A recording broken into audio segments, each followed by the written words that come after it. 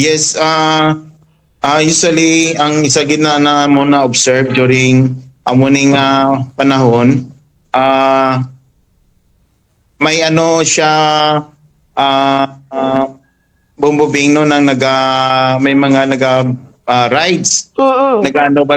motor sila. So ang siyempre ang ano gid dira is mag ano gid precaution gid kag nang hindi gid mag-inom during naga-drive no kay Mm. amo na usually gid ang halinan sa aksidente kung naga-inom sila.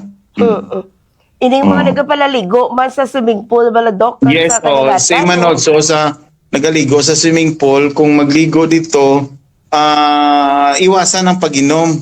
Kaya kung kisa sobrahan na kaubog, madrive may pa. mga aksidente gid nga pila na no nang pila na gid na nato nakita ina nga nang hubog na naligo na sa puwan na lang gid nga nalumos na lang kay tungod sa sobra nga kahubogon. Oo.